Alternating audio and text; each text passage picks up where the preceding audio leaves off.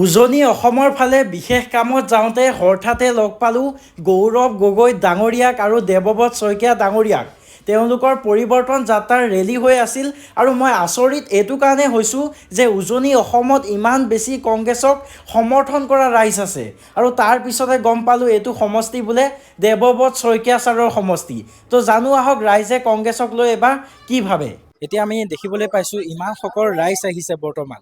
তো আপোনালোক কি উদ্দেশ্যত আহিছে সেইটো জানো। ধন্যবাদ। আমি আহিছোঁ উপযুক্ত সময়ত আমি উপযুক্ত এজন নেতা পাইছোঁ। আৰু দেৱব্ৰত শইকীয়া ছাৰৰ সমষ্টিত যিদৰে সমষ্টিবাসী ৰাইজ ওলাই আহিছে সেইটো দেখি সঁচাকৈ ভাল লাগিল। সঁচাকৈ ৰাইজৰ বিপুল সহায় সহযোগিতা দেখি এনেকুৱা লাগিছে যে ৰাইজে সঠিক সময়ত এজন সঠিক নেতা পাইছে। এই কংগ্ৰেছৰ পৰিৱৰ্তন যাত্ৰাৰ বিষয়ে কিছু কথা সুধো আহক। ছাৰ, উজনি অসমৰ পৰিৱৰ্তন যাত্ৰাত এতিয়া আপোনাৰ ওচৰৰ ডিষ্ট্ৰিক্টতে গৈছে আৰু মানে কেনেকুৱা ধৰণৰ ৰাইজৰ পৰা সঁহাৰি পাইছে? ৰাইজৰ সঁহাৰি যথেষ্ট আশাব্যঞ্জক। আমি ৰাইজৰ সমৰ্থন পাই আছোঁ আৰু এইটো কথা স্বাভাৱিক যে অসমৰ মানুহে কেতিয়াও নিজৰ মন মগজু বিক্ৰী নকৰে।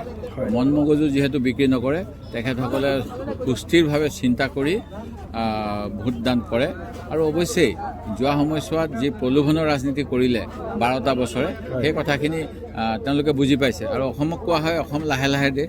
এই গতিকে অন্য জেগাত 5 বছৰ 10 বছৰতে প্ৰত্যাখ্যান হ'ল, এইবাৰ অসমত 12 বছৰ পিছত প্ৰত্যাখ্যান হ'ব।